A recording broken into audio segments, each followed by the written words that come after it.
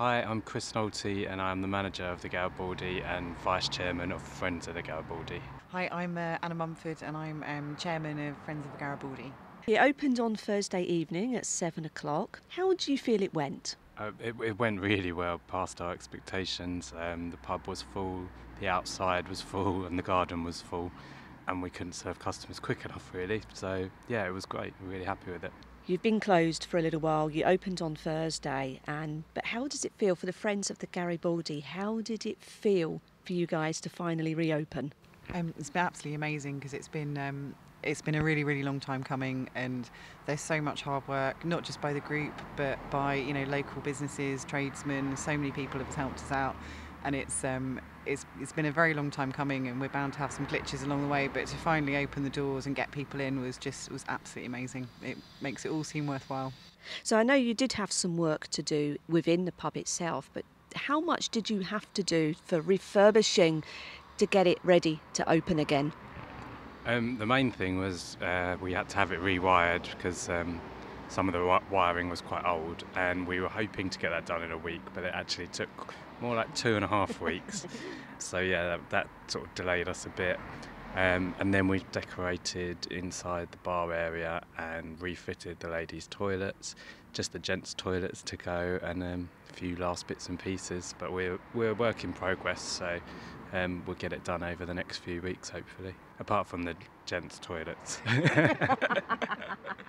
So apart from the Friends of the Garibaldi, how many volunteers did you have involved in the refurbishment? The Friends of the Garibaldi group has got some of the some tradesmen in it, so we did use them. One in particular who was here nearly every day. That's helpful. And then we also had a painter and decorator came on board for a couple of days, just completely voluntary. He'd seen us on Twitter and he said he'd driven past a few times and always wondered what it was like inside. So that was really good. And then we've had help from other businesses in the area, like supplying paint, rollers, all sorts of things. Yes, I was going to say, were there any companies involved? I guess it's a little bit like the programme DIY SOS. Everyone turns up to help out. Yeah, it has been like that, especially on a Saturday. We definitely get more volunteers because obviously everyone's working during the week. Yeah, it did look like that. There's some photos on our Facebook page and it definitely looks like DIY SOS. I understand the pub owner wanted to sell the site for redevelopment. Has he been supportive in your project at all? Yeah, he has. He's actually been incredibly supportive. I think he'd been sort of quite unlucky with the pub over the last few years. It's obviously much more difficult keeping a pub going in this sort of day and age, and a lot of pubs are struggling. But actually he's been incredibly supportive of the idea of the community pub, which he has confidence with us that we can make it work by doing things for the local community.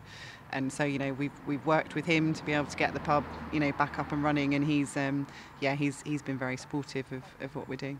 I think I know the answer to this question, but has it all been worth it? Yes, definitely it has. It's been very difficult, I think, over however many months this has been going on. I mean, we're all sort of, some of us have more experience than others, but most of us are amateurs, and we've basically just put in a lot of hard work, which is why the community support has been incredibly important, because it's kept us going.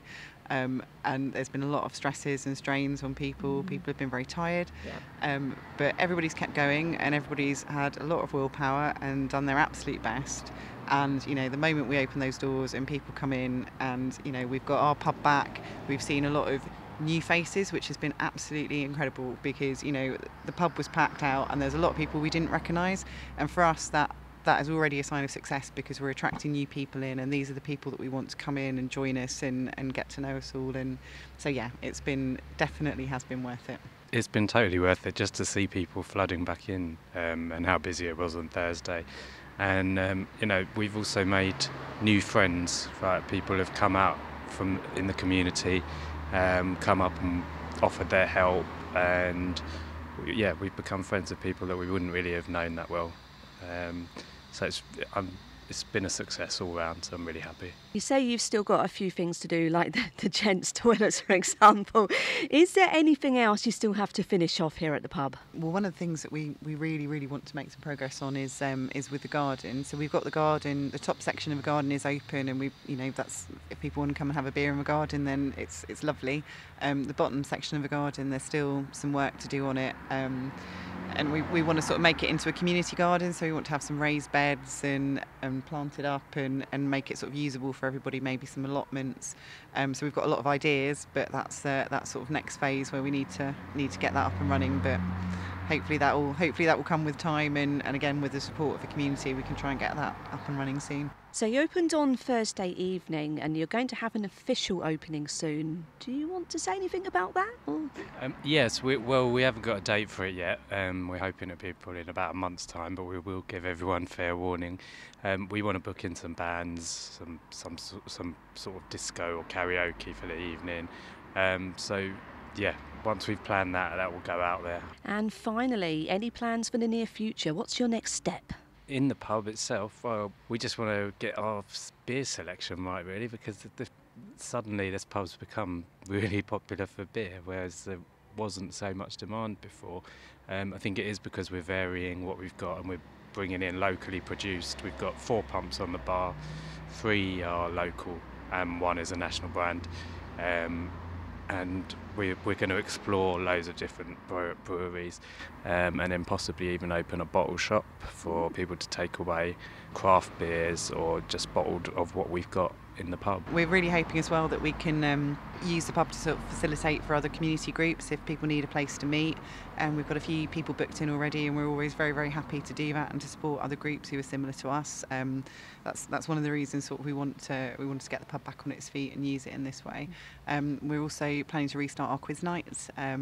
So the next quiz night will be on the 31st of August, and then we're going to have those fortnightly ever since. So we'll get those back up and running again, and then sort of we're going to continue reaching out to the community. Our survey's still available to do online. We'd also like to see the darts team return to the Garibaldi, so if there's anyone out there who would like to contact us on Facebook or Twitter, if they think they can do it and set up a darts team, I'd be very happy to help out with that. Thank you very much.